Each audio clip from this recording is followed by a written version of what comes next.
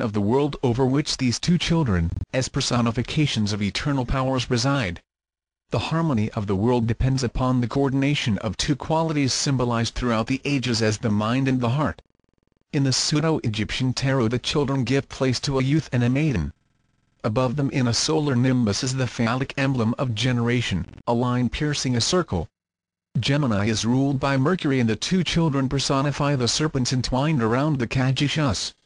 The 20th numbered major trump is called La Jugement, the judgment, and portrays three figures rising apparently from their tombs, though but one coffin is visible. Above them in a blaze of glory is a winged figure, presumably the angel Gabriel blowing a trumpet. This tarot represents the liberation of man's threefold spiritual nature from the sepulchre of his material constitution. Since but 1/3 of the spirit actually enters the physical body, the other 2/3 constituting the hermetic anthropos or overman, only one of the three figures is actually rising from the tomb. Coverted believes that the coffin may have been an afterthought of the card makers and that the scene actually represents creation rather than resurrection. In philosophy, these two words are practically synonymous. The blast of the trumpet represents the creative word, by the intoning of which man is liberated from his terrestrial limitations. In the Pseudo-Egyptian tarot, it is evident that the three figures signify the parts of a single being, for three mummies are shown emerging from one mummy case. The 21st numbered major trump is called Le Monde, the world, and portrays a female figure draped with a scarf which the wind blows into the form of the Hebrew letter Kaf. Her extended hands, each of which holds a wand, and her left leg, which crosses behind the right, cause the figure to assume the form of the alchemical symbol of sulfur. The central figure is surrounded by a wreath in the form of a Vesica Piscis, which Levi likens to the Kabbalistic crown Kether.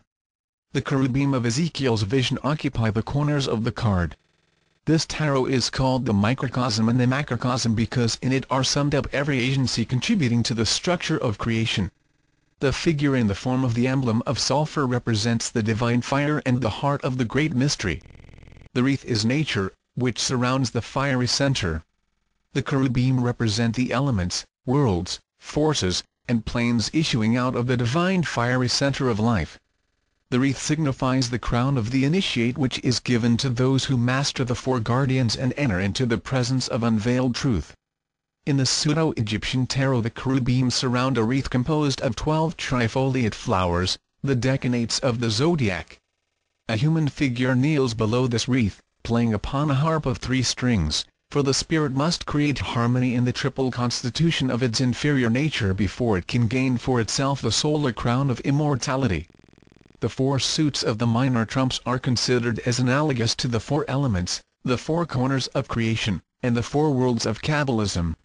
The key to the lesser tarots is presumably the Tetragrammaton, or the 4-letter name of Jehovah, IHVH.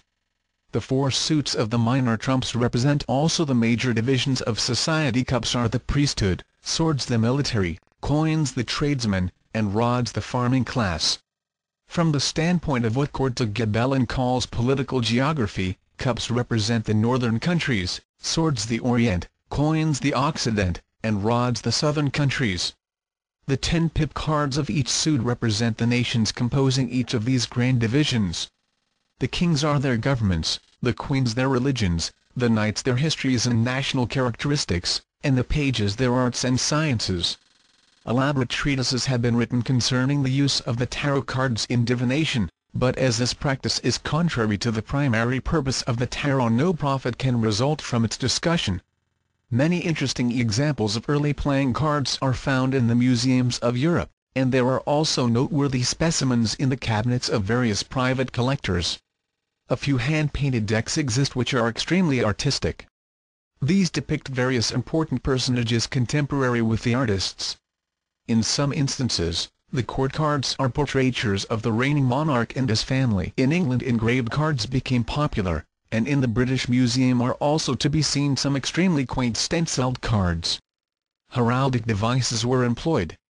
And Chatto, in his Origin and History of Playing Cards, reproduces 4 heraldic cards in which the arms of Pope Clement IX adorn the King of Clubs. There have been philosophical decks with emblems chosen from Greek and Roman mythology, also educational decks ornamented with maps or pictorial representations of famous historic places and incidents. Many rare examples of playing cards have been found bound into the covers of early books. In Japan there are card games the successful playing of which requires familiarity with nearly all the literary masterpieces of that nation. In India there are circular decks depicting episodes from Oriental myths.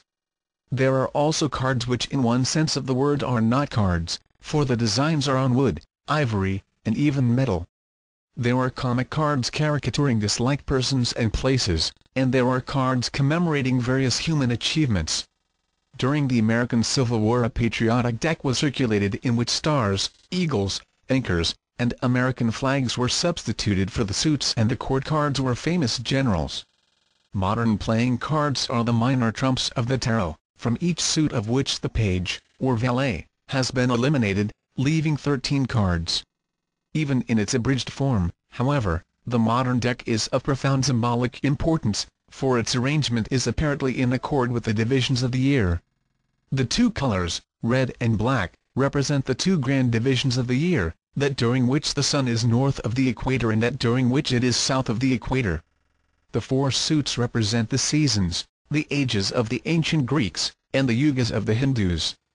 The 12 court cards are the signs of the zodiac arranged in triads of a father, a power, and a mind according to the upper section of the Bambine table. The 10 pip cards of each suit represent the Sephirotic trees existing in each of the four worlds the suits. The 13 cards of each suit are the 13 lunar months in each year, and the 52 cards of the deck are the 52 weeks in the year. Counting the number of pips and reckoning the jacks, queens, and kings as 11, 12, and 13 respectively, the sum for the 52 cards is 364. If the joker be considered as 1 point, the result is 365, or the number of days in the year. Milton Pottinger believed that the United States of America was laid out according to the conventional deck of playing cards, and that the government will ultimately consist of 52 states administered by a 53rd undenominated division, the District of Columbia. The court cards contain a number of important Masonic symbols. 9 are full face and 3 are profile. Here is the broken wheel of the law, signifying the 9 months of the prenatal epoch and the 3 degrees of spiritual unfoldment necessary to produce the perfect man. The 4 armed kings are the Egyptian Ammonian architects who gouged out the universe with knives. They are also the cardinal signs of the zodiac. The 4 queens, carrying 8 petaled flowers symbolic of the Christ, are the fixed signs of the zodiac. The 4 jacks, 2 of whom bear acacia sprigs, the jack of hearts in his hand, the jack of clubs in his hat are the 4 common signs of the zodiac. It should be noted also that the court cards of the spade suit will not look upon the pip in the corner of the card but face away from it as though fearing this emblem of death. The Grand Master of the Order of the Cards is the King of Clubs, who carries the orb as emblematic of his dignity. In its symbolism chess is the most significant of all games. It has been called the royal game, the pastime of kings. Like the tarot cards, the chessmen represent the elements of life and philosophy. The game was played in India and China long before its introduction into Europe. East Indian princes were wont to sit on the balconies of their palaces and play chess with living men standing upon a checkerboard pavement of black and white marble in the courtyard below. It is popularly believed that the Egyptian pharaohs played chess, but an examination of their sculpture and illuminations has led to the conclusion that the Egyptian game was a form of drafts. In China, chessmen are often carved to represent warring dynasties, as the Manchu and the Ming. The chessboard consists of 64 squares alternately black and white and symbolizes the floor of the House of the Mysteries. Upon this field of existence or thought move a number of strangely carved figures, each according to fixed law. The White King is Ormuzd. The Black King, Ahriman. And upon the plains of Cosmos the great war between light and darkness is fought through all the ages. Of the philosophical constitution of man, the kings represent the spirit, the queens the mind, the bishops the emotions, the knights the vitality, the castles, or rooks, the physical body. The pieces upon the king's side are positive. Those upon the queen's side, negative. The pawns are the sensory impulses and perceptive faculties, the 8 parts of the soul. The white king and his suite symbolize the self and its vehicles. The black king and his retinue, the not-self, the false ego and its legion. The game of chess thus sets forth the eternal struggle of each part of man's compound nature against the shadow of itself. The nature of each of the chessmen is revealed by the way in which it moves. Geometry is the key to their interpretation. For example, the castle, the body moves on the square. The bishop, the emotions, moves on the slant. The king, being the spirit, cannot be captured, but loses the battle when so surrounded that it cannot escape. The tabernacle in the wilderness,